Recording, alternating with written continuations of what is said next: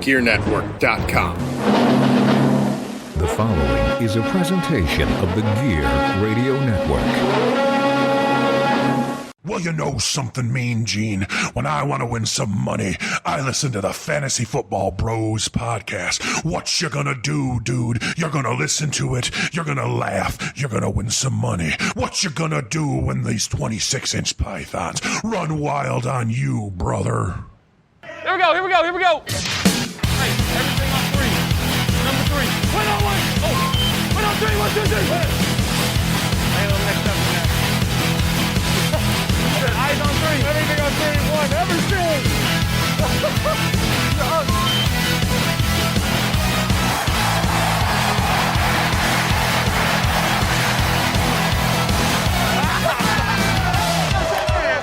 You are now listening to the Fantasy Football Bros podcast. So close. I was talking about that.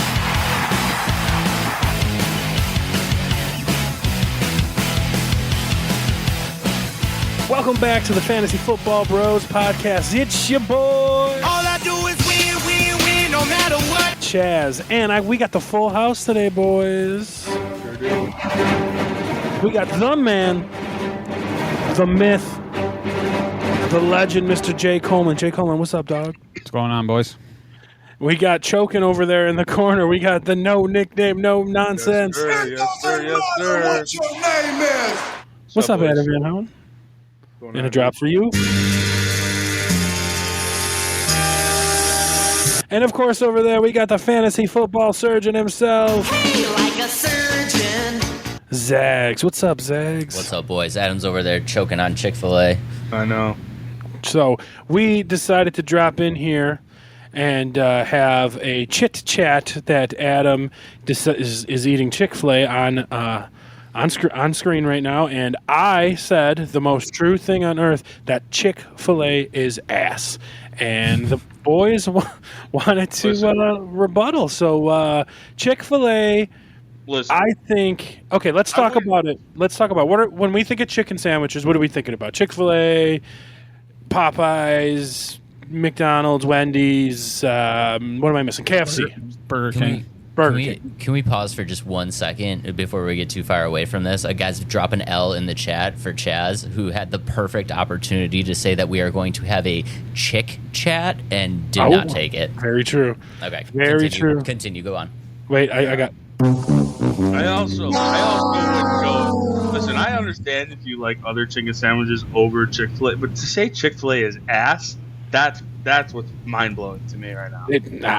Bro, I can't. I don't know about that one, man. I never liked. So where we're at here in Buffalo, New York, Chick-fil-A just popped up probably about 5 years ago or so, 6 years ago, and still to this day, there's always a wait around the drive-thru. Goes a lot faster than you think it does. But still, I mean, what I'm trying to say is that's how busy Chick-fil-A is around here, and I just think it's garbage. So and what I want to say about that is I was going to tell you guys, Adam, we're talking about strict chicken sandwich, fried chicken sandwich, right? Most of them come maybe with pickles, whatever. Maybe they're spicy, all right? Who has the best chicken sandwich? Of those main ones I answered. Don't give me a local place. Don't say me, even though it's me. Stop it. But just of those chain places. You're a burger place, not a chicken place. No. There's a difference. Digging deep. I'll tell you what, man. If I have a choice, I'm going Chick-fil-A all day long. Over Popeyes, over McDonald's, over Wendy's, all that. If I'm in a debate or a dilemma in my head of what chicken sandwich I want to order to eat, I'm going Chick-fil-A, dude.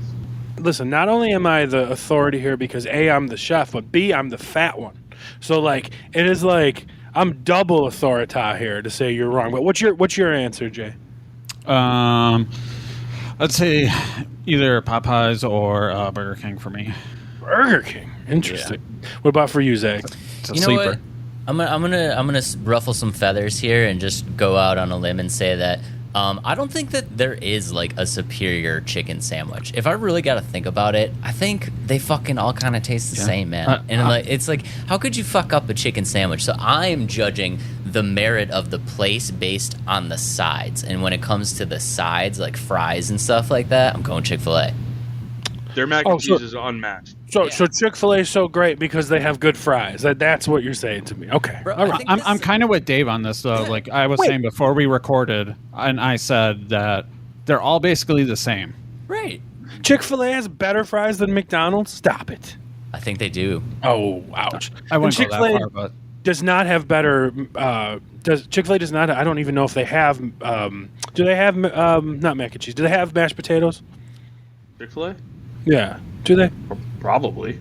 Then it's not. I don't know if they do, but I'm sure it's not better than Popeyes because Popeyes is awesome. But so when it comes to Chick-fil-A and Popeyes, I'm taking Popeyes. But I think the best like fast food chicken sandwich that you could buy is the spicy chicken sandwich from Wendy's. I love that. That for me is just an amazing piece of chicken. Jay, I wanted to touch on your pick of Burger King because I think that's insanity. But are you talking about like the long boy? no. You're talking about like the thick boy? Yeah.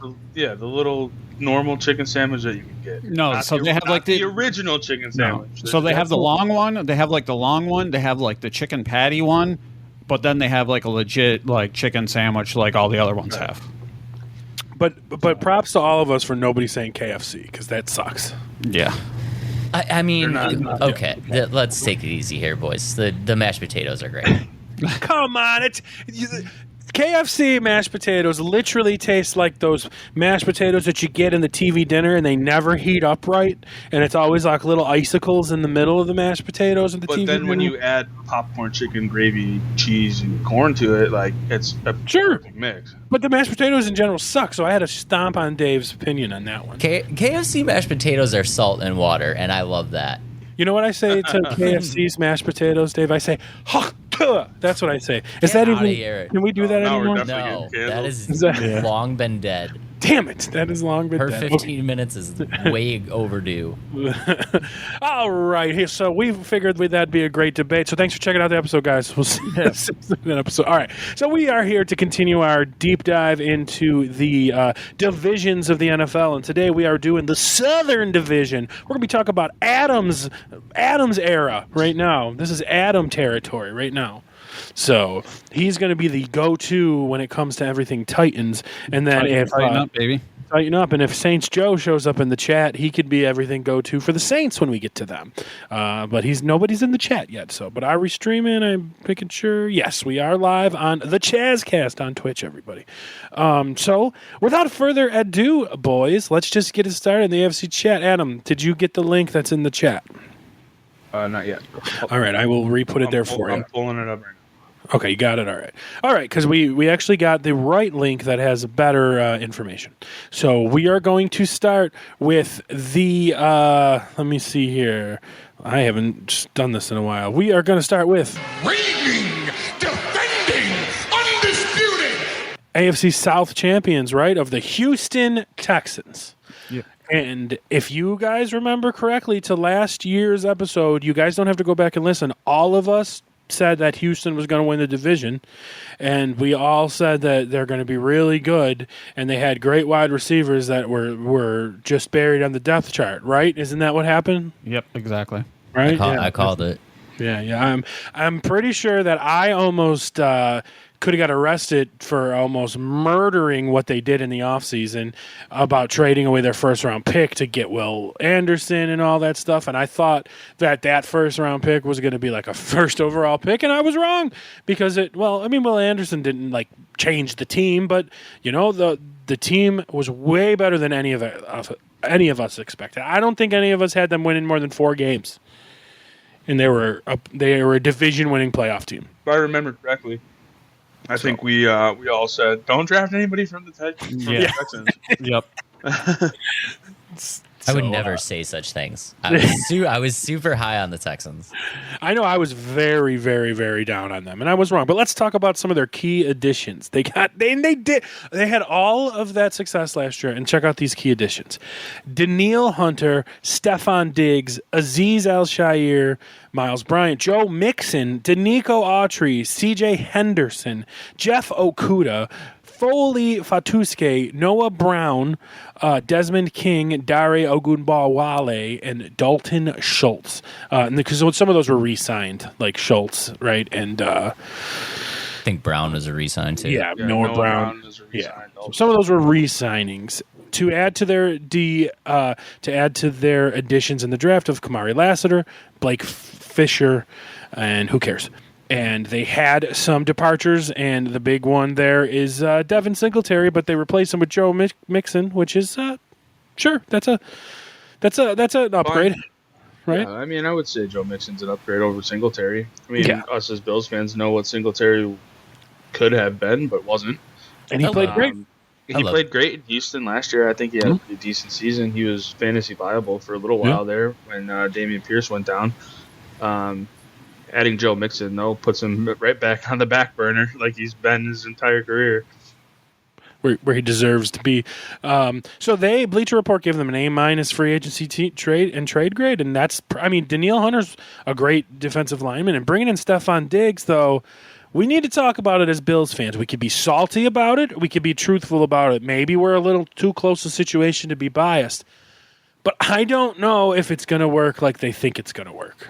He's getting a little worst up. He's a fucking diva. We've all learned it. And now you're putting him on this young team that had some great standout wide receivers last year. Is this hurting them by bringing Stefon Diggs in?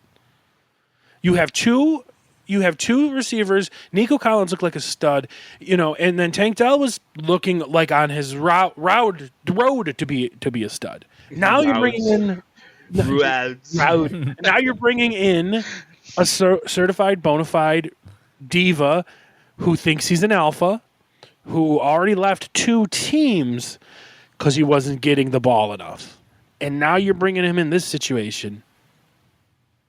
I see doom and gloom. I mean, I don't think that Houston's going to be bad. I just mean the situation with Diggs. I don't think they really care, honestly, and I think they're already buying out the rest of his contract for the years on it. I think they're already planning on it not working out. Because, I mean, like, if you're hopeful that he's going to be good enough, then you wouldn't buy out the remaining years and let him be a free agent. And I think they already did and offered him a 1-year deal, right? No, they like whatever they call it. It's like restructure or whatever they want to call it. But basically, this is like a 1-year deal for him, and they just are making the rest of his contract disappear after this year. Well, Goose says in the chat that he'll be out of Houston after a year. I mean, kind of close to that. I mean, probably because they got rid of so this is a 1-year deal for him. So I mean, he was behaved for 2 years in Buffalo, and then he started his shit. Right, and he had no. Very heavily involved in the offense.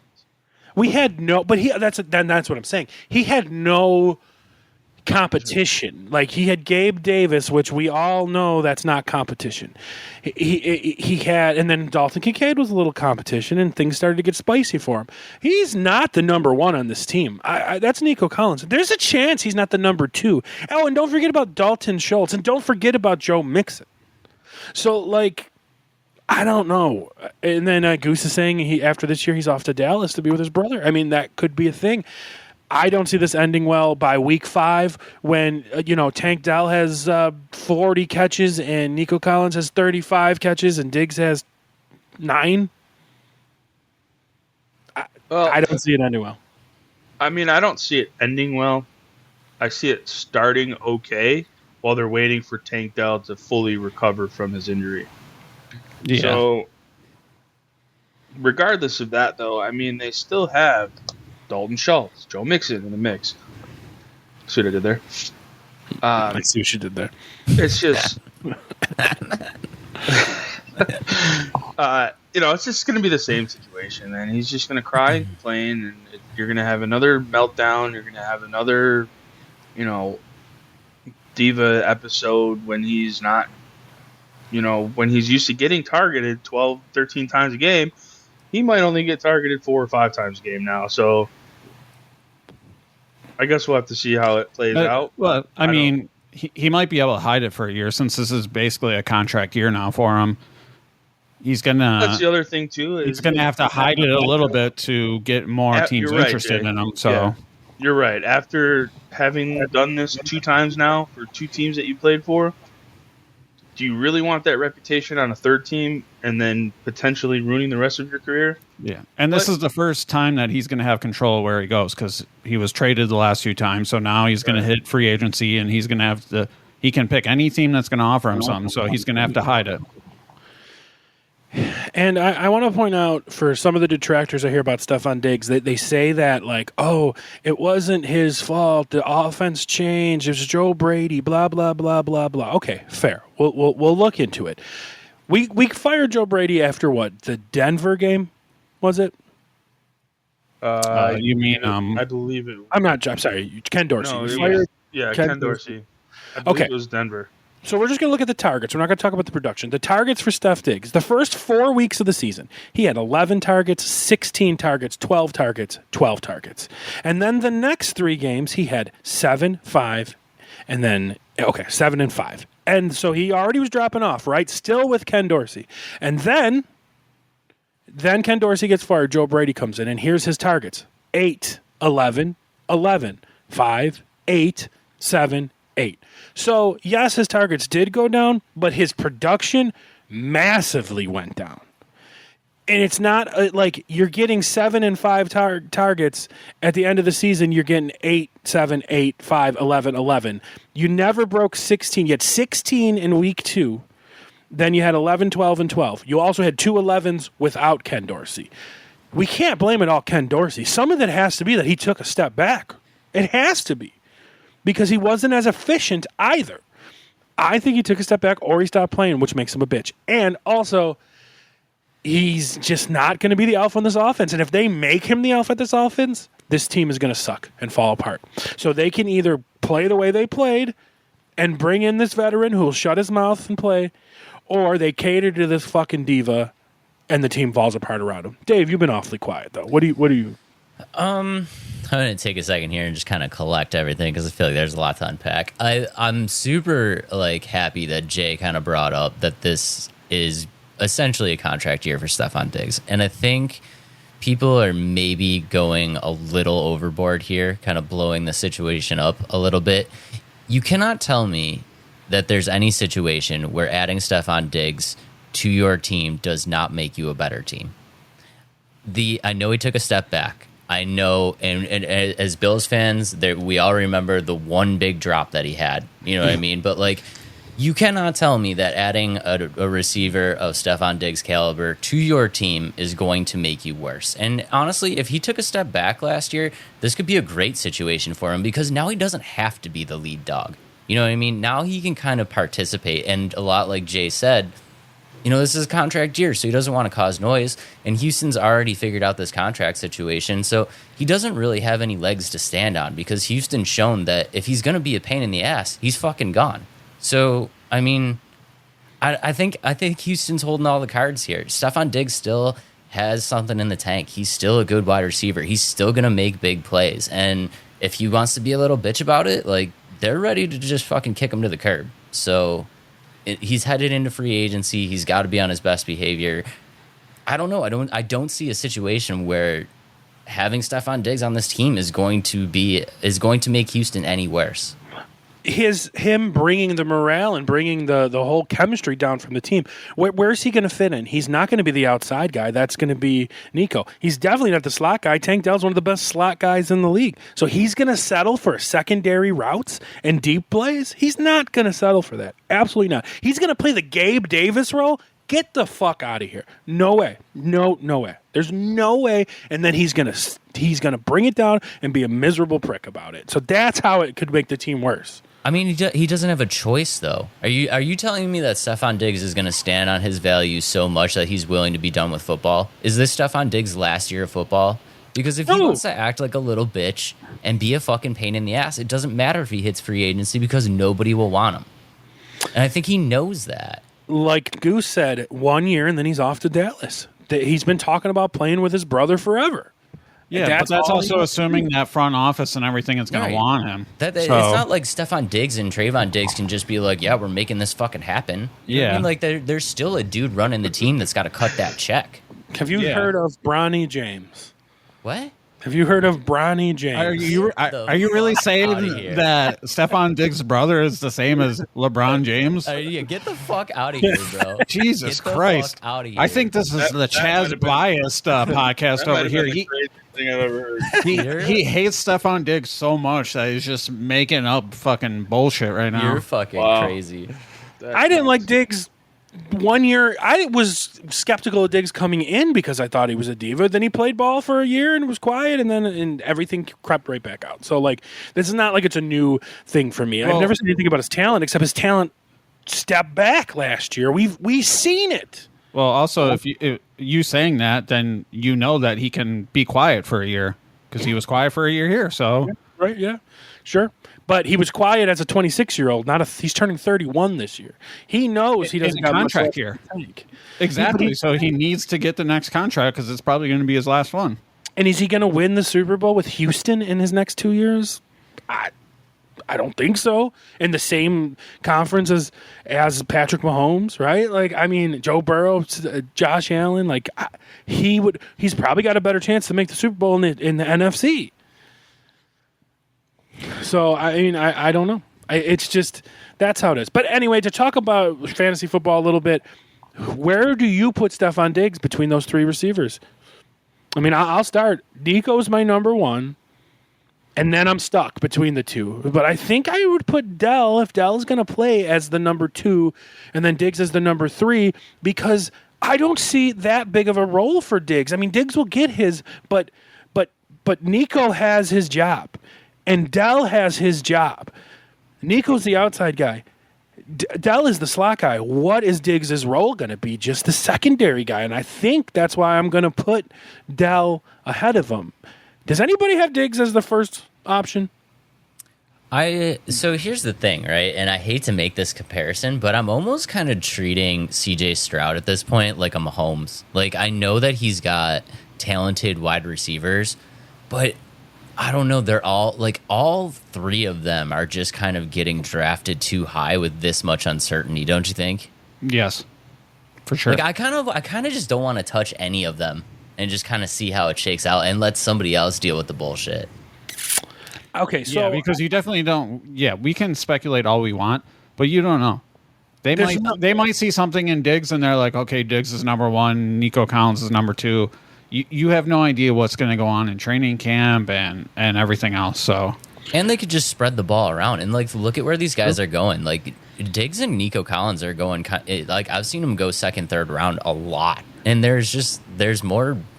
There's better receivers to go. There's better receivers and more receivers that I trust going right around there. Yeah. Okay, here's my counter argument to what you're saying. Not counter argument per se, but like how I view these receivers. So Tank Dell's different. Tank Dell was the slot guy, right? But Tank Dell averaged 15 yards a catch. He had 709 yards on 47 receptions with 7 touchdowns. 7 touchdowns out of 47 receptions. That's pretty big. Okay. So out of Nico, now we're going to talk about Nico and Diggs. Diggs had way more receptions. Diggs had 107. Nico had 80. All right. But the difference is Nico with 27 less receptions, had way more yards than Stefon Diggs. He had 1,297 yards on 80 receptions with a rookie quarterback. And Stefon Diggs had 1,183 yards with Josh Allen. Okay, so 100 yards more, whatever. But the game average, or the average per game, yeah. Diggs was averaging 11 yards per game, or 11 yards per catch, I guess. And Nico was averaging 16 yards per catch. Those are stark differences. And now you're putting him in to a team that it's not his team now. He's coming in as the new cat. So those Diggs numbers surprised me because those Diggs numbers were kind of like PPR guy numbers. Like you would think of like Keenan Allen. You know, like. But the argument against that is you're only looking at last year. We're coming off of last year. Yes, right. exactly. But you're only looking at last year. So like if you look at the careers of these players, like Nico's never been that guy. He came out of nowhere last year. You know what I mean? He's always been a decent wide receiver, but he's never been that guy. Stefon Diggs has been that guy for the better part of a decade. You know what I mean? So it's like, I don't know. It's a question mark to me. Like, yeah, even if hard to make Stefon that Diggs, comparison. even if Stefon Diggs wasn't on this team, like I'm not even sure if Nico Collins can repeat last year without Diggs on this team. I think so. I mean, 80 receptions, 1,300 yards, and 8 TDs. That's not insane. I mean, if you look at his production before last year, it's pretty insane jump. Sure, but he didn't have C.J. Stroud, so I mean that's a whole different thing. I mean, you gotta rank them, Dave. You gotta rank them. It's a fantasy football show. You're giving advice. Rank those three. If I'm gonna rank them right now, I'm probably just going to. I'm gonna take a flyer on Nico as the number one just because they already have the rapport. I'm gonna take Diggs second. I'm taking Diggs second. They didn't bring him in for nothing, and I don't know. All right. What do you say, Jay? Dell is third. Yeah, I agree with Dave on this one. Probably. Okay. You just can't. You can't discredit Diggs just because he's a diva. I mean, the guy can play football, and so he had a down year at the end of the season last year. But I agree. I mean, he has good football left, and we all know it. But it is a big question mark, and then the fact that we're sitting here spending so much time on it, I agree with important. I agree with Dave, and just pass on him and let somebody else deal with the headache. I mean, that's not unless you can get them like later on than what they're projected going for, then yeah, take a chance. But I mean, where they're going now, I think is too high for the question marks. Yeah, and I know I had to rank them, but I'll be the first to say I'm not touching either of them in the second round. And not even a thought. And just to remind people at home where they finished last year, Steph Diggs with Josh Allen finished 12th overall, and Nico Collins with rookie C.J. Stroud finished 9th overall. So Nico had the better year, right? We just touched on that, number-wise than Steph Diggs and fantasy-wise with Steph Diggs, and it's still his. I still think it's his offense. You can't. If anyone says Steph Diggs first out of the three, is crazy. But I can understand putting him second. I just think Dell has that slot role, which is going to be more important than say the Gabe Davis role. Most offenses have two outside receivers and a slot guy. Yeah, but who produces like that? Like if you look at Hill is the outside guy, Waddles is the slot guy, A.J. Brown is the outside guy, Devontae Smith is the slot guy. So it's usually you don't usually get the two outside guys like even say last year in Jacksonville. I mean, I know none of them are great, but you had Ridley as the outside guy and Kirk as the slot guy. And Jacksonville is almost similar because now they have two more outside guys, right, with Ridley but we're not talking about Jacksonville yet. We'll get there. Or I'm sorry, Tennessee yet. So that's what I mean. It's like usually you don't get the two outside guys that produce at a high level. It's usually one of the outside guys and one of the slot guys. And that's where I'm interested to see. So, but does anyone see C.J. Stroud taking a step back, taking a step forward? I mean, he finished 12th last year in fantasy, I believe. I'll double bring it up right now. C.J. Stroud finished 11th last year. So, I mean, I don't see him taking a step back. I don't see him taking a step back. Well, it's hard to take a step back. He's on the fringe, taking a massive leap forward either. Right. Though. Yeah. I mean, is anyone going to have C.J. Stroud in their top 5? When we did our 2 weeks ago, when we did our mock draft, somebody took C.J. Stroud as the QB 5, and I think that's a little much. Yeah, that's high. Yeah, I'm not touching that. Yeah. So as a guy who doesn't typically like to draft quarterbacks before round 10, I am definitely not touching that. Yeah. So, and Joe Mixon, Joe Mixon is Joe Mixon. I think he's still good. I think Joe Mixon's going to be Joe Mixon on this team. He's going to be fine. He's going to finish as a top 12 to 15 running back if he gets all the work. Honestly, I do. I think he's a bit of a sleeper. I love Mixon this year. Yeah. Joe Mixon is the least sexy running back in fantasy, and I love that because they've already shown that Dameon Pierce, they're kind of done. They're kind of done with Dameon Pierce. So I think he's going to get all the work. I think he's going to get drafted pretty late because this is not like, like I said, this is not a sexy situation. There's no hype. It's just kind of that. It's Joe Mixon, and I think he's going to quietly be like a draft day steal. And a reminder to people at home: Joe Mixon finished last year in a PPR. That's actually standard. Sorry, let me use PPR. Joe Mixon in a PPR league. Well, it's the same.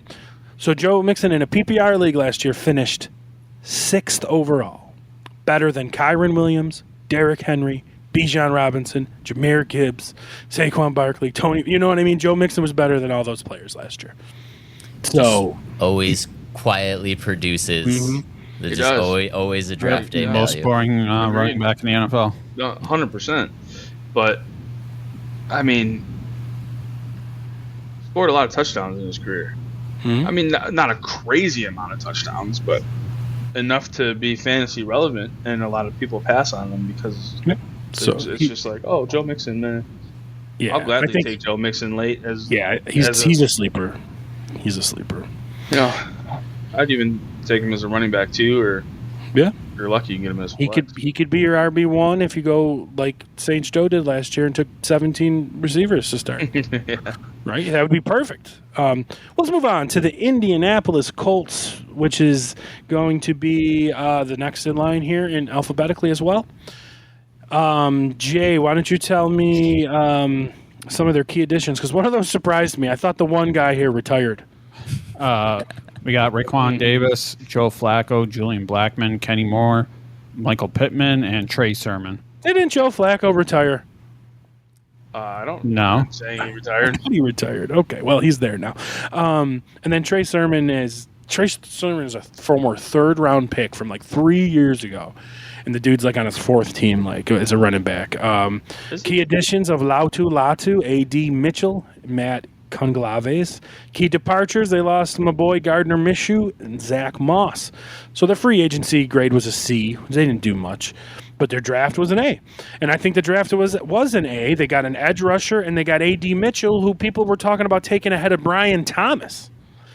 A.D. Mitchell was the number 1 wide receiver in Texas, even though Xavier Worthy went, but he had character flaws. So they got this guy in the 2nd round, which I feel is an absolute steal to get him in the 2nd round. To pair him with Michael Pittman, I think that's great. So if we're going to talk about the fantasy things, we got to start right at the top with their quarterback. I mean, I know Dave loves him. I think Adam loves him.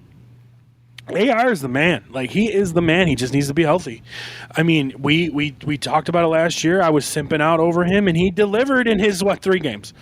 But, and then he got hurt a bunch of times. So you have to worry about that, of course. But still, God damn, do I love this guy.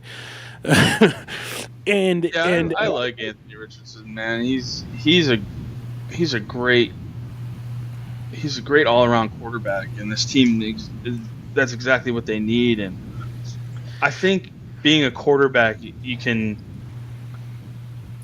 kind of understand, like, hey, I can't put myself in danger anymore because, as we saw, without AR, they weren't as good as they could have been. So I'm hoping that his injuries kind of, knocked him into line here, and he kind of looks at it and goes, yeah, I can't hurt my team because when I'm not on the field, I need to protect myself. I need to slide. I need to, get out of bounds when I need to. And I think the Colts are going to be a lot better this year as long as Anthony Richardson can stay healthy. So Richardson started 4 games last year, and he got hurt in 2 of them. So the first game he got hurt, he left at just after halftime or just at halftime, and he already had 17 points, right? Yeah. And then the other game he left early, it was early. He only had 4 points. But in the 2 games he played fully, he had 22 points and 29.6 points. So 22, 29.6 points in full games, 17 and a half of a game. That shows you what this man could do. So, Dave, you tell me about AR. I mean, I don't think there's anything really that we got to discuss. I know it's a small sample size, but what we saw from him was just absolutely incredible. The points just racking up on my teams when I had him in my lineup was insane. I loved watching him play. he's my keeper in most leagues this year, and I feel very confident going into the season with AR as my quarterback. I got lucky last year. I drafted AR to start him, and I backed him up with Dak Prescott. So I ended up getting lucky with that league. Yeah. But that's how I was. I took him before Dak Prescott. No. I mean, obviously there's going to be some risk behind it. If you take AR, I'm not usually a big fan of drafting backup QBs, but if you take AR, you might want to think about it because we know how the kid plays, and we know that there's a chance that he's probably going to get hurt at some point. But I mean, if he's healthy, man, he's in the lineup, and he's a top 5 QB. You taking him over Stroud? Yeah, absolutely. Yeah, me too. Jay, your thoughts on AR? Basically, yeah, same as everyone else. I mean, he's good. He's just got to stay healthy. Are we all taking him over CJ Stroud? Yeah. Yeah, I would if I had the chance. Are we taking him over NFL MVP? That's tough. I mean, the fact that we're even having this conversation after 4 games says a lot about him. Yeah. But, I mean, I'm taking a lot of quarterbacks over Lamar Jackson, dude. My hatred for Lamar Jackson extends to just everything about him. That's fine. I like fantasy points. I'll find fantasy points somewhere else. All right, so we do have now we have to talk about their running back. This is a fantasy relevant team, guys, because they have a bona fide first round fringe, second round running back as well, in Jonathan Taylor. Before we bounce over, I will say Donnie Mitchell. Be on the lookout for Donnie Mitchell. Oh, yeah. We're gonna get there. Yeah. Oh, okay. We're gonna get there. We're going in our order of positions, but we're gonna talk about JT. Okay. JT in mock drafts is going 11th, 12th, 13th, 14th overall pick. I mean, that's where he's going in mock drafts right now. So he's probably the 4th, 5th, 6th running back coming off the board. 2 years ago, he was the number 1 running back off the board. The year before that, he led the league in rushing, and the year before that, he was like 6th overall or something. So the guy has had fantastic seasons in the past. Then the injury got him. His big year, he was supposed to be number 1. So, and then he held out or something last year, was hurt, but whatever. He didn't. Yeah, he didn't produce like you said. But people are starting to draft him as he's back.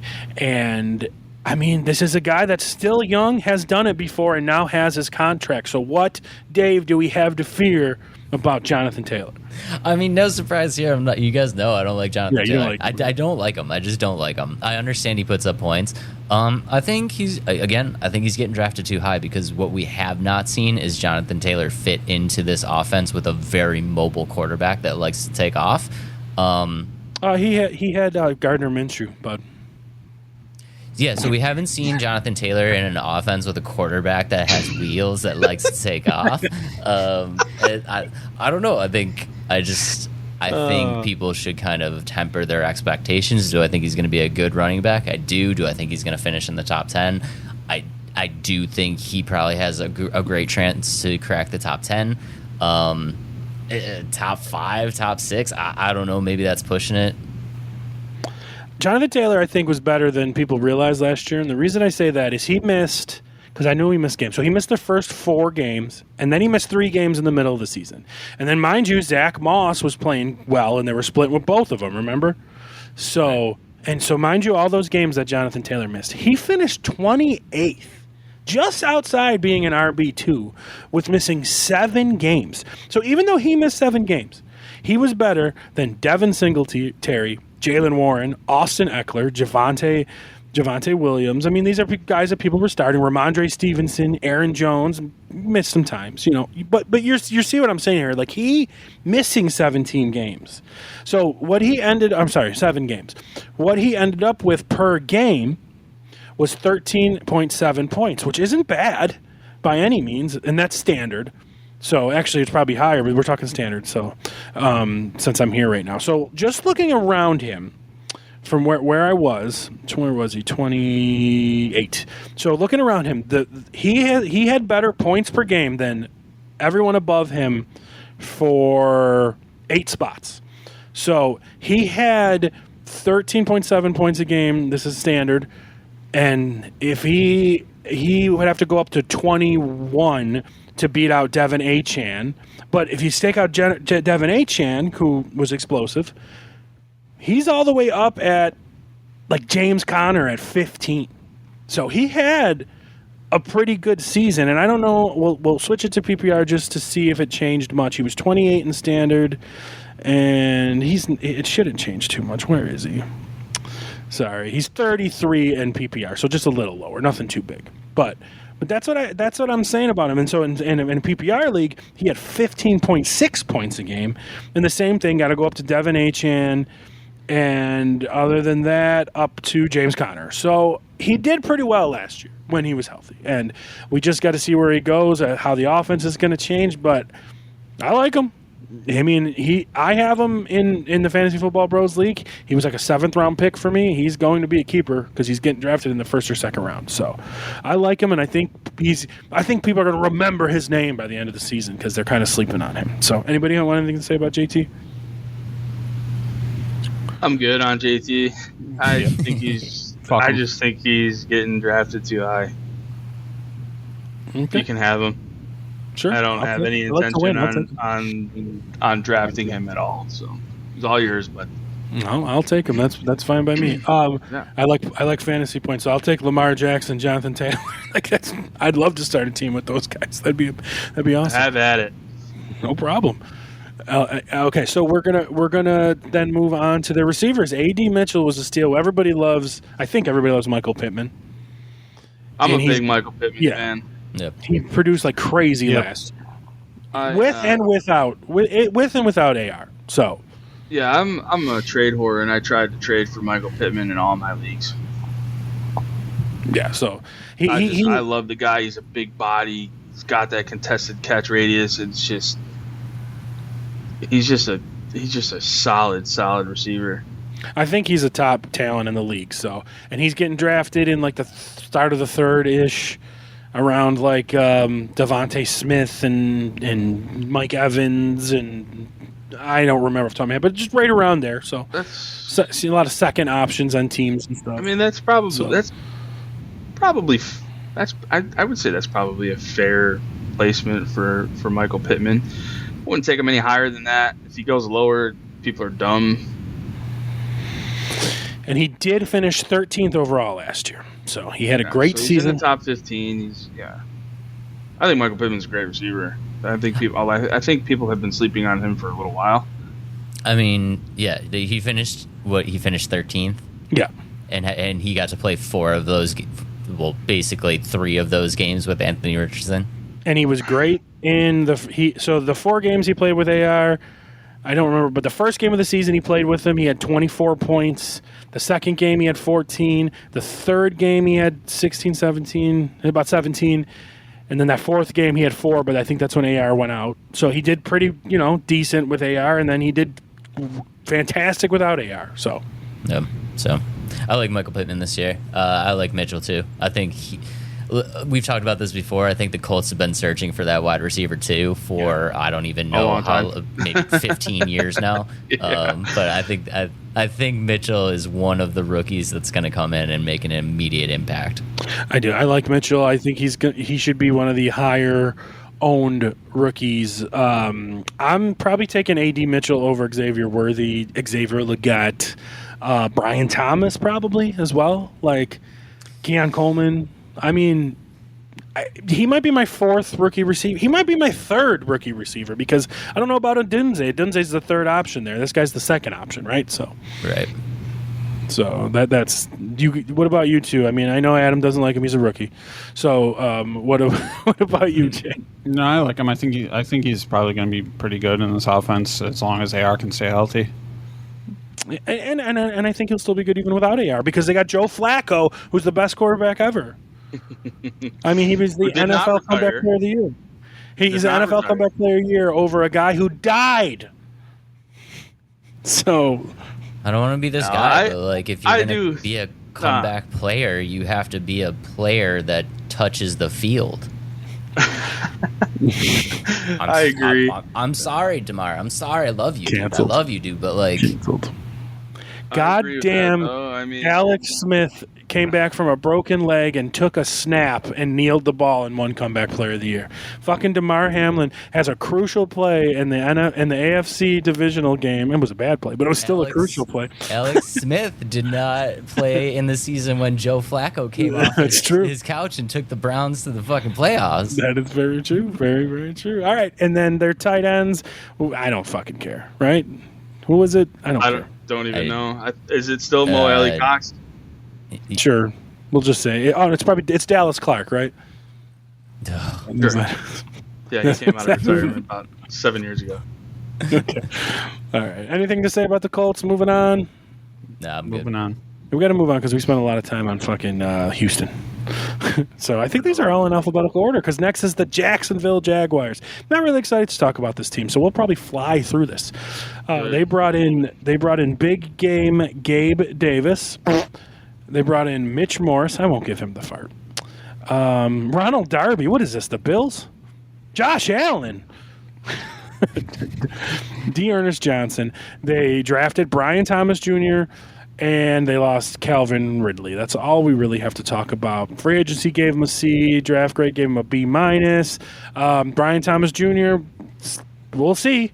I mean, I was sketchy on him. A lot of people had the Bills taking him. He was the number 2 option on his own team.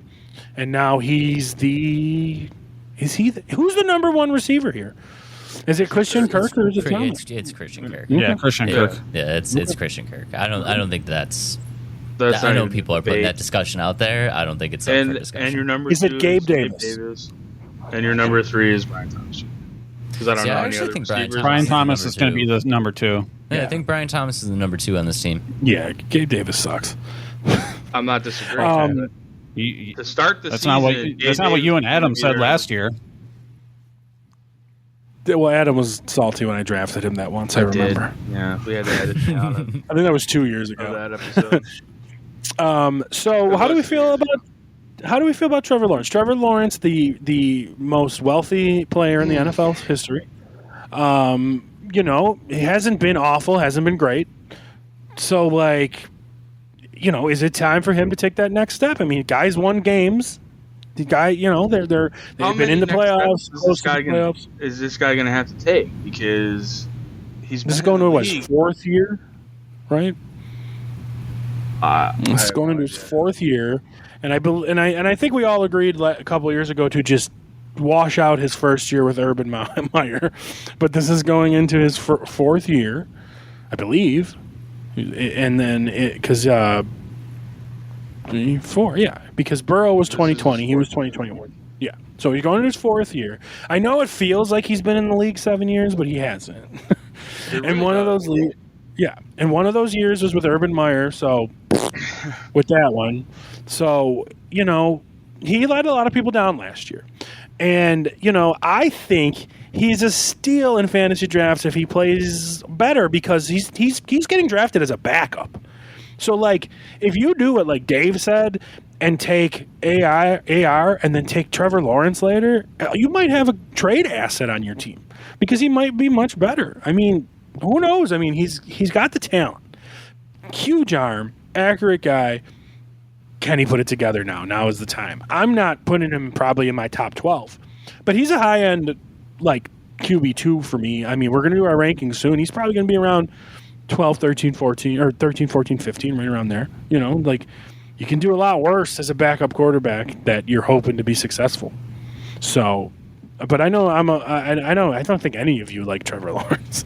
I had Trevor Lawrence last year, and I don't want to, I am salty on him, but I think where he is getting drafted and getting ranked right now is probably just where he should be from now on. You know what I mean? I hate to say it, we're always saying he's got a bunch of talent, highest recruited or highest touted draft, blah blah blah blah.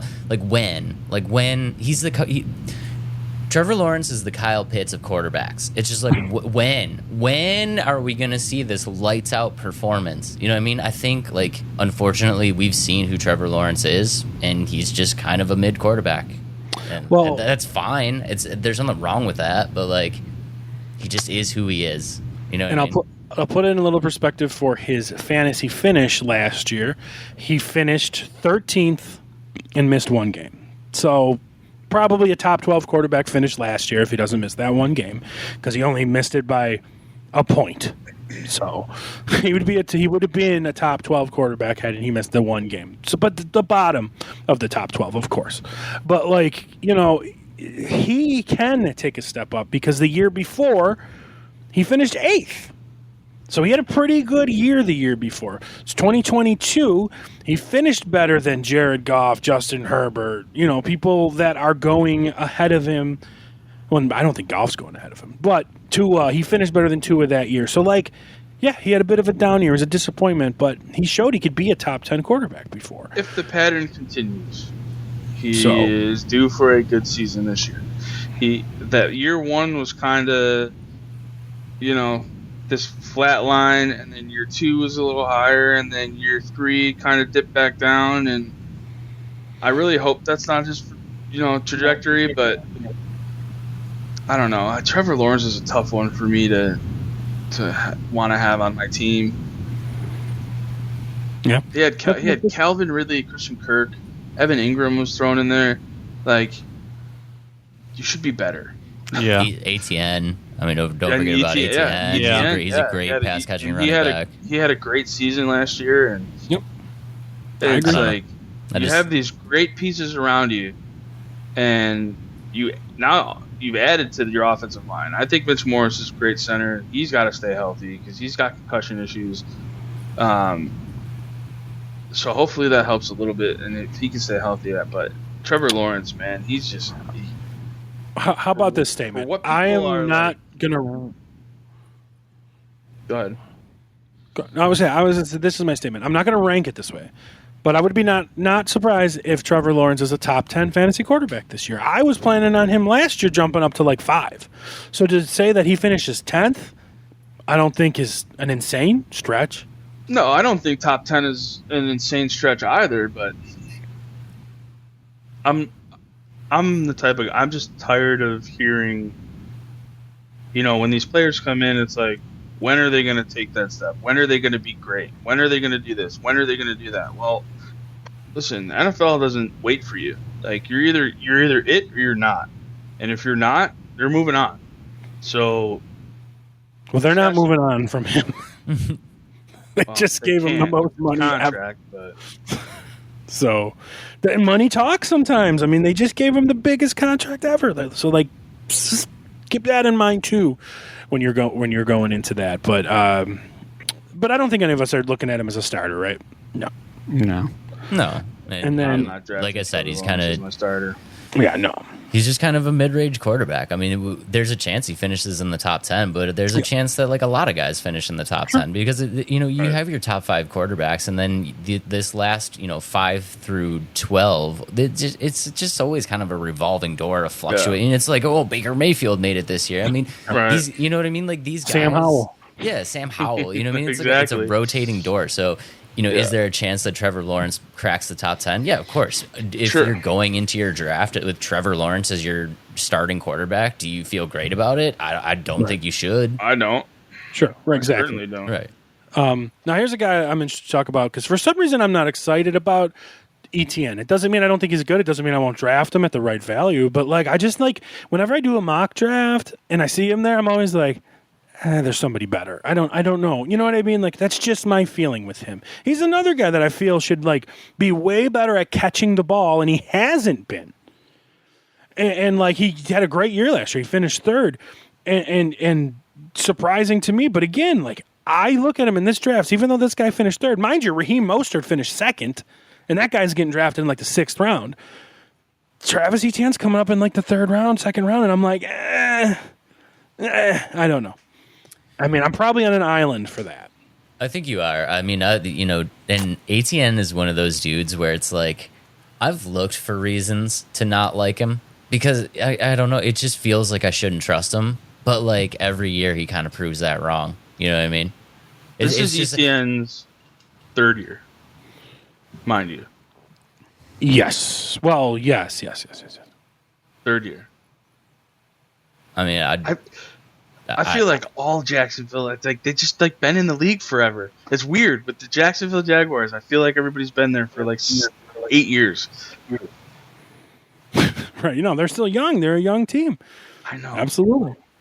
So, like, sorry, Dave. Yeah. I didn't mean to interrupt you. No, you're good. I'm just saying, like, every time I pass on ATN, I'm just like, you watch them have those 40-point games, and you're just like, fuck. Yeah. Well, here's the problem I'm having with the ETN's numbers, and that they're a little inflated for certain reasons. Remember, you got to keep things into perspective. His game last year, he had more carries and less yardage than the year before. He only averaged 3.8 yards a carry. Okay, he had 58 receptions, and that's great, in the 476 yards. But he had 12 touchdowns. So that's awesome. Yeah. He had 12 touchdowns last year. He only has 17 touchdowns his whole career. So first year he had 5, second year he had 12. Is that going to continue? His numbers were really inflated, so his average of rushing was awful, but the touchdowns inflated. I think maybe that's where I'm a little scared that is he going to get 12 touchdowns again? Can you rely on him to get 12 touchdowns again? I mean, that's asking a lot. So he's got to be more proficient running the ball, more efficient running the ball, get a better average, and then I feel I'd break that more excited about him. But again, I'm not saying he sucks. He's gonna be in my top probably 12 when I do the rankings, and I will take him, with the price is right. But I'm interested to see where he lands in my rankings as opposed to you guys when that time comes. So, Jay, what do you think about him? Basically what everyone else has kind of been saying. I mean, yeah, I don't know if he's going to have another 12 touchdown year, so. Yeah, it's just, I don't know. I mean, so you kind of sound like you're almost with me where, like, he's there, you'll take him, but you're not gunning for, is anyone gunning for Travis Etienne? No, I'm not. Listen, this is a crazy stat that I'm looking at for ETN. Last season, how many games over 100 yards do you think he had? It doesn't feel like a lot. He only had 1,000 yards, so like 0? He had 2 games over 100 yards. Okay, yeah. I mean, he only had 1,000 yards. So I think that's pretty wild for a running back that I feel like that they leaned on pretty heavily. But they didn't. Well, I guess they did. He had 267 carries. I mean, 267 carries that's a lot for a running back. But he didn't even average 4 yards a carry, and that's what brings it down. Right, and I agree with that, but with adding the 58 receptions too, so he's touching the ball over 300 times a season. That's pretty good for a running back. Mm-hmm. But absolutely. I don't know. That is a weird thing for me to look at right now. That I feel like they relied on him a little bit, and then he didn't really do anything with it. Yeah, like he did fine. He finished third in standard, and in PPR he finished third. So he's going to finish third. But it's just I don't know. What about, okay, I know Jay's man crush. Let's talk about, you can start with him, Jay. Evan Ingram. He finished second last year. He finished better than Travis Kelce. Where are you putting him off the top of your head in your rankings? Is he going, first, second, third for you? Is he going ahead of Kelce? Or who are you taking first, Jay? Out of those? I don't think he's going to be above Kelce, but I think for me, Ingram's definitely in the top 5. The 5? Okay, so you're wanting to do 3? I could probably be persuaded, but I don't know. I just it's scary on if he can repeat the same performance as last year, in my opinion. Mm-hmm. And he is my guy, but yeah, I don't know. Yeah, it's very scary. I don't have much to say about him. I mean, I'll probably have him in the top 5, right? Sure. I'm really not excited about a lot of tight ends. He might be 6. For me, it depends. I mean, McBride's going to be up there. Dalton Schultz is going to be up there. Laporta, Travis Kelce. So we'll see. Is anyone, any high or low on this guy? I'm way lower. Oh, and don't forget about Mark Andrews. Not way lower, but Andrews is coming back. You still got Kittle, Hawkinson. He'll be out a while. You mentioned Laporta. But Don't put Hawkinson up there, Adam, and people at home. He tore his ACL week 17, so Hawkinson don't. Was it that late? It was week 16. Sorry, week 16. Yeah. So don't. Hawkinson's out. But yeah, so nothing from you, Dave. Either way, there's still 5 tight ends better. Yeah, no, I'm not going to push for him. Okay, that's fair. Let's move on because we are an hour in and we didn't even get to the NFC yet. I know. You were just like, I'm not going to spend a lot of time on the Jags. You spent 20 minutes on the Jags. Well, we needed to talk about. No, it's time to tighten up, baby. So we're going to go to our reporter on the scene all the way down in Nashville, Tennessee. We have the no nickname, no nonsense, Adam Van Houten, live on the scene. Adam, how is the football feeling in Tennessee right now? Are we buzzing? Are we rebuilding? Dude, What do the people there feel like? Let me tell you that the buzz is through the roof about signing Calvin Ridley and having having DeAndre Hopkins and still. Chiggy Okonkwo still there, and signing Tony Pollard. Everybody's like, "Oh my god!" So in my office, I work. Of course, most people are from Tennessee, and they are just so hyped for this team this year. But it really all just does. It comes down to Will Levis, man. I don't think Will Levis is very good. That's what I was gonna say, and I just wanted to. You mentioned a lot of people. You didn't mention the quarterback though. Oh, I was getting there. there. Okay. But these people down here, man, they're all delusional, dude. They have just the highest hopes for Will Levis this year, and I just can't see it happening and working out for them, and they're just going to be disappointed again. They got rid of King Henry. He moved on to Baltimore, and signing Tony Pollard, who didn't really have that great of a season last year. Tajay Spears. And Tajay Spears is still there. But everything is just going to come down to Will Levis. Well, Will Levis, folks at home, you're not drafting. Maybe he's good, maybe he's not. You pick him up later. Those running backs, I'm split on them. They're probably going to be 3 picks away from each other because nobody knows who's going to be the man. They love Tajay Spears down here. Yeah. If you're going to draft a running back from Tennessee, I would look at him. I'm with you there. I think I'm going to have Spears higher. Nobody really cares about the tight end. We got to talk about the receivers. But one note I want to talk about Will Levis real quick is he's got it now.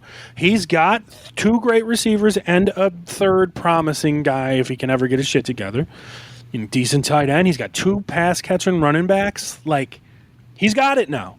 He's not a rookie anymore. He's got no excuses now. Here's the thing with Treylon Burks. They have Tyler Boyd now. Yeah, they got Boyd too.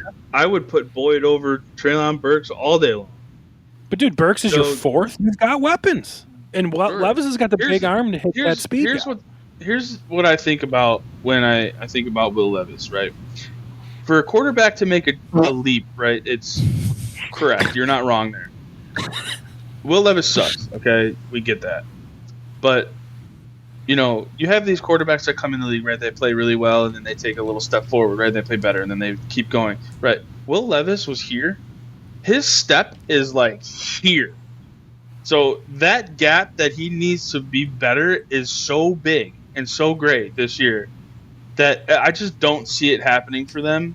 I see them finishing 4th in the division. Okay. And I'll be very shocked if it's any higher than that. So, Jay, out of those 2 receivers, the 2 main ones, which one are you taking first, Nuke or Calvin? You have a little salty towards Calvin, I think. I'd take Calvin Ridley over Nuke. They're both older, too, though, mind you, folks at home. Same age. Are they the same age? Calvin Ridley was drafted in 2018. Nuke was drafted in 2014. Ridley's 31, dude. Ridley was older. Ridley was older when he was drafted, but they're 4 years apart in draft. So clear that up for us. But I think I'm taking Ridley first anyway. But of course we got to ask Nuki down there what he's feeling. Do you have to ask? You don't have to ask. You're taking Nuke over Ridley. Taking Nuke. Oh my god. You knew that was coming, bro. Come on. What did Ridley do last year? What did Nuke do last year? What did Ridley do last year? Ridley started hot. I'm not saying like, oh, would it really do? I'm like, it's a legitimate question. Like, do we have their stats? What are their stats from last season? I'll bring up their fantasy. Yeah, bring up their fantasy stats. I know Nuke was 22. Nuke finished 22. I bet you Ridley's right around him. Yeah, they're right around. DeAndre Hopkins is 32. And then what? Is so? Yeah, Hopkins is 32. Probably. I believe Calvin Ridley is 31. Calvin Ridley's 29. He'll be 30 this season. So they're okay. So I knew there's a couple of years. All right. So Nuke finished 22. And and Ridley finished 18th. Okay, so Ridley finished 18th. I felt like he was worse than that. That surprised me. Ridley was better than Devontae Smith and Amari Cooper last year. What the fuck? Where did Ridley finish? 18th. So Ridley finishes 18th. Nuke finishes 22. Nuke's already got the rapport with Levis. I mean, Ridley finished 18th with Trevor Lawrence, who is definitely a better quarterback. He's coming into a new system. The numbers wise, they're basically the same guy, but I think there's more upside to Nuke just because he knows the system. He has a rapport with Will Levis. He has his AARP card. They're both the same age, bro. No, that one's 29, one's going to be 33, right? Did we say? There's a little. Nuke is 32. Nuke's older than Nuke's 32. Ridley's 29. Here's the numbers. Okay. Calvin Ridley had 136 targets. DeAndre Hopkins had 137 targets. Got him. Yeah, by one target. Which Hopkins had 75 receptions. Ridley had 76. Got him. Ridley had 1,016 yards. Hopkins had 1,057. Wow, they're so close. Oh my God. Close. They're the same fucking guy, man. Ridley had eight touchdowns. Hopkins had 7. Wow. And per reception, Hopkins was 14.1 and Ridley was 13. Right. So they're the same guy. They're the same guy. So they're virtually the same person last year. And, D-Hop is the number one. He was the number one last year. I don't think he's going to get dethroned for a guy coming in that's the same fucking guy. Did you say deep throat? Listen, you said I'm getting us canceled. You're fucking getting us canceled, bro.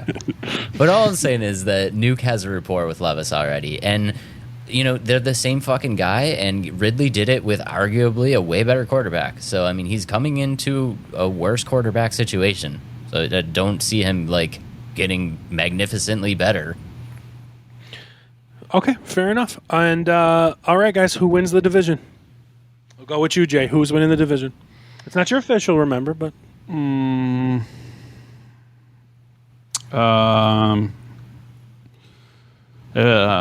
Colts.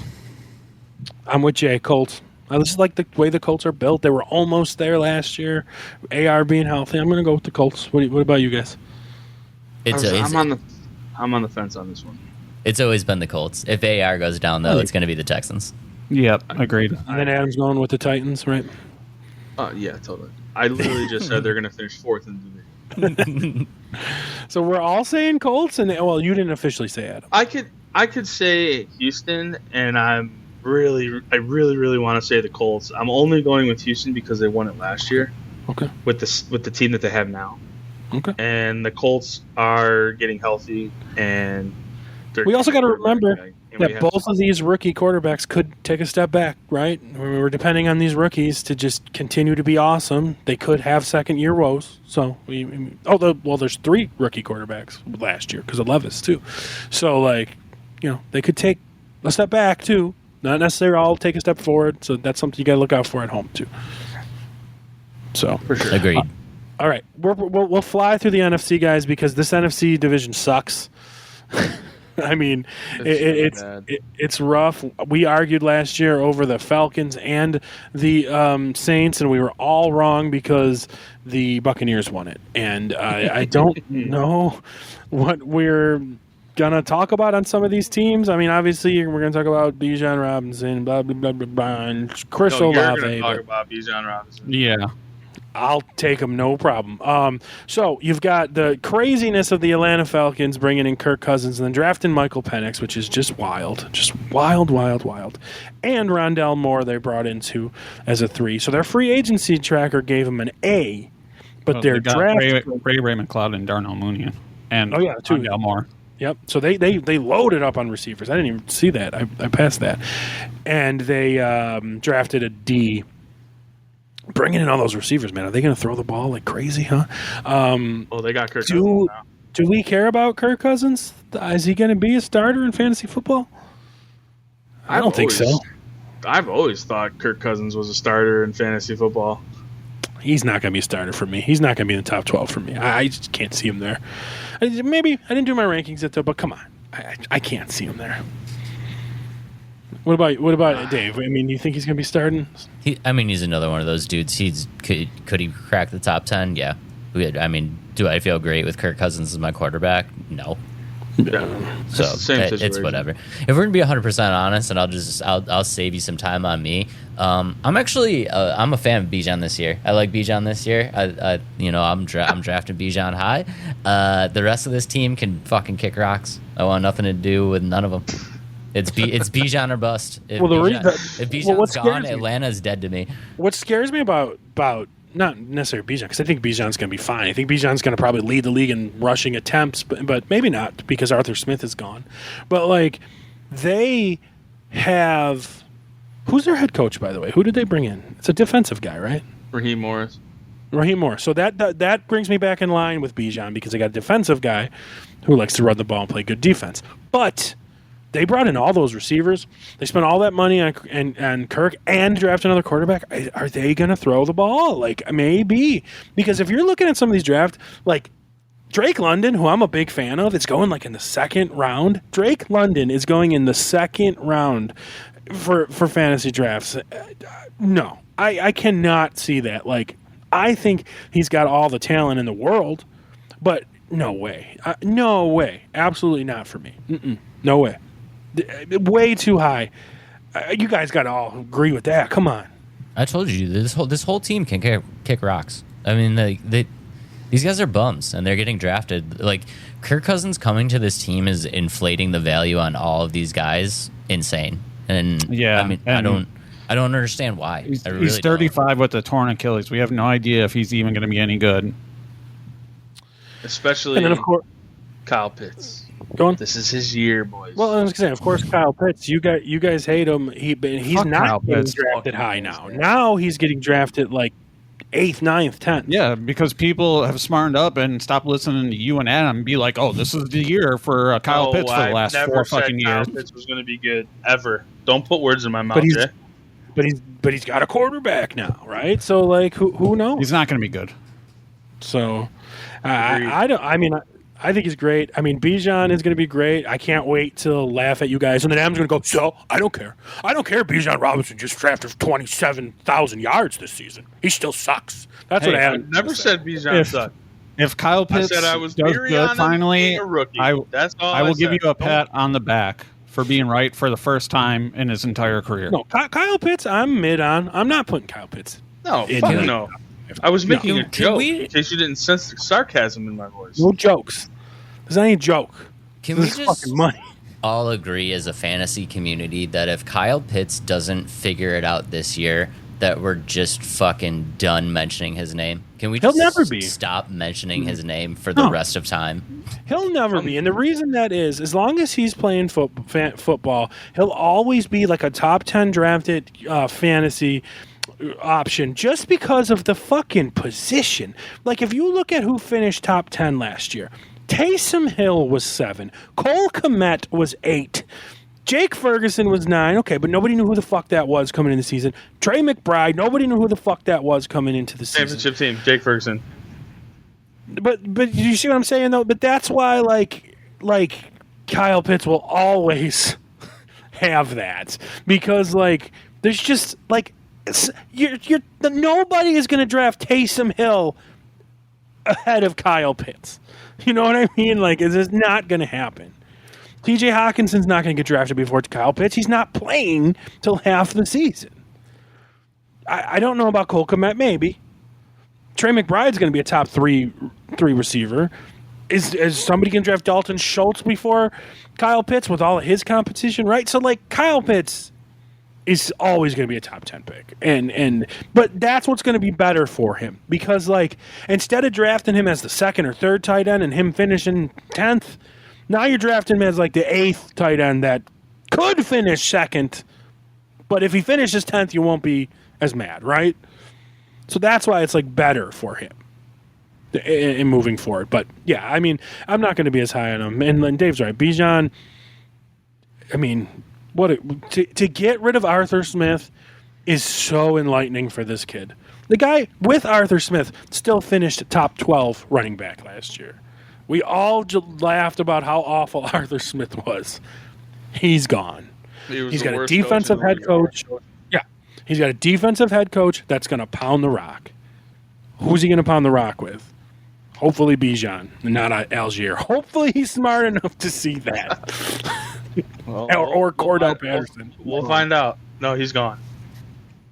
So it's interesting, though. I can see why some of these guys are ranked higher because of Cousins, but I don't know.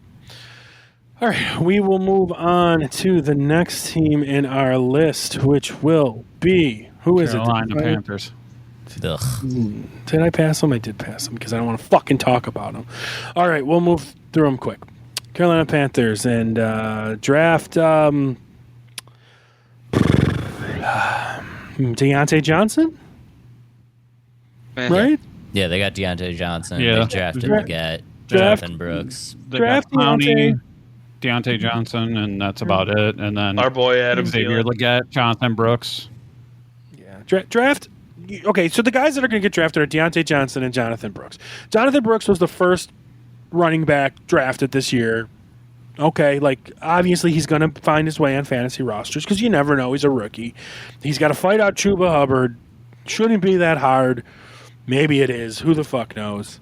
Obviously, you're drafting Jonathan Brooks in the mid-round somewhere, and he could be this year's, I don't know, Rashad White. Who knows? But the same thing with Deontay Johnson. Like, who's going to be the earliest drafted Carolina Panthers? Jonathan Brooks in like the 7th round? Adam Thielen? Yeah, Adam Thielen. Before the 7th round? Probably not. You're probably doing Jonathan Brooks in the 7th and then Thielen in like the 8th. Do we think Thielen's going to get drafted before Deontay Johnson? I don't. I think Johnson's going to get drafted first. I think off numbers alone and Deontay Johnson's history, I think Thielen's going to go first. You think Thielen's going to go first? Okay. Yeah, I think Deontay's going to go first. That just, new blood that just there, comes but down whatever. to rapport with, Bryce Young. He's been there a year already. Nobody's drafting Bryce Johnson Young. is new. No, I'm not drafting Nobody's Bryce drafting Young. Bryce I'm just saying in general. He's another one. He's another one of those guys that had that rookie year, right? The next step is here for Bryce Young. I mean, it could happen. Sure, it could happen with anybody. We can't bury these guys just because they had a bad rookie year. Got to give them another year. I mean, Josh Allen had a bad rookie year, right? So, got to give him a year. I'm interested to see Deontay Johnson bounce back because that guy was a perennial PPR guy, like top 10 to 12 guy until they drafted Kenny Pickett, and then he wasn't anymore. So he just fell off a cliff. Yeah. So I'm interested to see what happens, him coming back, because Thielen finished 30th overall last year, which probably surprises you guys that you probably thought he was better, but he finished 30th. No, I mean, he had a really bad second half of the season. I'm sorry. Again, that was standard. I don't know why it always fucking resets. It's actually probably worse than PPR, to be honest. No, actually much better. 17th in PPR. So there we go. That's what I thought. I thought he would have been in the top like 20. So 17th in PPR. Better than Calvin Ridley. So, all right, who cares? Moving on. Yeah, please. This team is a fantasy cesspool. Yeah, fantasy cesspool. But don't forget about Jonathan Brooks, guys. And don't forget about Deontay Johnson either. I think they could get you some numbers. All right, where are we moving, Jay? Saints. Oh, Saints Joe, it's your time, and you're not in the chat for once. New Orleans Saints. I think this is another fantasy cesspool, to be honest. I am not buying in to Chris Olave in the second round again. I just can't do it. Like, why? Why? He's been so fine, above mid. Yeah, I wouldn't call him mid. But he's I don't know. I was expecting him to tear it up last year, and he finished 16th.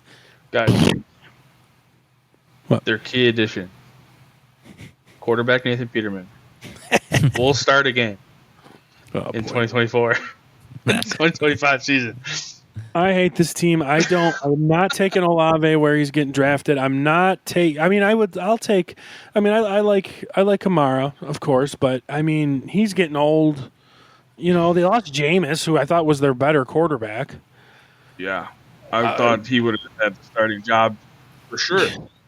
Who are they starting at quarterback? Is it going to be Spencer Rattler? Don't they still have Derek Carr? Man, great. Awesome. They got Nathan Peterman. I mean, there's your answer. I said Nathan Peterman, key addition. Is Michael Thomas going to sign anywhere, by the way? No. No. He's in the graveyard. Yeah, they got no number 2 option. He'll sign with a playoff team that has a wide receiver injury late. Okay. Sorry, Saints Joe. I don't feel it for your guys this year. Olave, sure, later, not second round. Like mid-third, sure. Mid-third. Like fourth, 6. He finished 16 last year.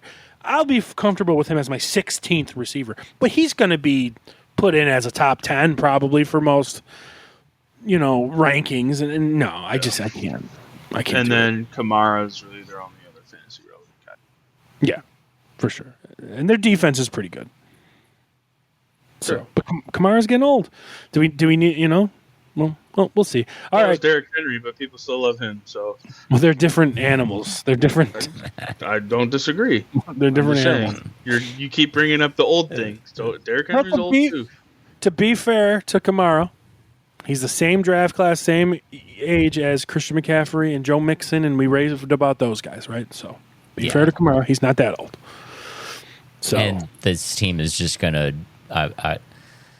Like you said, there's no wide receiver 2 here, and if Olave doesn't perform and gets bottled up, I mean, I wouldn't be surprised if Kamara touches the ball like 500 times, 400 times this season, easy. 400 times. I would not be surprised if he touches the ball 400 times. It's like he's the only thing they got. Yeah. All right, fair enough. And let's move in. We rushed through this. Sorry, the NFC South sucks though. We're moving on to the defending champs of the NFC South. The Tampa Bay Buccaneers. They got Baker back. They brought back Levante David. They brought in Randy Gregory. They lost Mike Shaq Evans, Resigned, Winfield. Yep. They resigned, yep. So they got the weapons. Rashad White was a top 5 fantasy running back last year in PPR. 4. Beast. Like, he was great in PPR last year. Dude, And he even his rookie year, I rode him to a championship. He was my running back 2 in his rookie year. And then this year, he finished 4th. So I was even lower on him than I should have been last year. So he's draftable. You're taking him 3rd, 4th round, 4th, 5th maybe. Mike Evans is going to be up there. I think Chris Godwin's being slept on. We said this about Mike Evans last year. But last year, Mike Evans was getting slept on, and he turned out great. Now everyone's all high on Mike Evans, and I think Chris Godwin's getting swept on now. So Baker shows he'll get him the ball. So I'm excited to get either one. But is anyone I know we're all excited about them, but is anyone excited about Baker? I liked Baker Mayfield coming out. I think he's just been thrown in some really bad situations. This is the best situation that he's ever had. He also likes to throw into coverage. Sure, so does Yeah, but he's got swagger when he's doing it. Swag, yeah. He definitely's got swag. But when you got Mike Evans on the outside, Mike Evans is an animal. I love Mike Evans. He's been my fantasy crush for a long time. Yep. Well, I know he's your fantasy crush. I know we all like him. Are we getting afraid of his age now? This is going to be his 11th season. He's older than Steph and it's Diggs. going to be his 11th season with 1,000 Sure. yards. Yeah, he's never not done it until I have a season where Mike Evans doesn't do it. I'm just going to assume that he's going to do it. Well, just to put in perspective where Mike Evans is on the scale of receivers age-wise, he was the same draft though. He's been in the league this long as Sammy Watkins, Kelvin Benjamin, OBJ. So, like, he's old, too, right? He's not young, 30. Buck, but he was great last year. No, he's 30. You know? Right, but this is his 11th NFL season, right? So, like, Right. an old guy. He's been playing forever, and maybe he takes a step back. I mean, I don't think so. I'm not going to, like, but I'm not putting him in my top 10 or anything like that. I don't know. Where did he finish last year? Let's find that out for people at home. He finished, it's got to be close to the top 10. Inside the top 15, you had to have. Let's see here. Not top 10. Did I miss him? Oh, I lied. 7. Yep, 7. 7? He split DJ Moore and Keenan Allen. No. Is where They're- he- He had, I'm gonna be he had honest. 13 touchdowns last year. yeah, again, we talked about that earlier. Is that sustainable?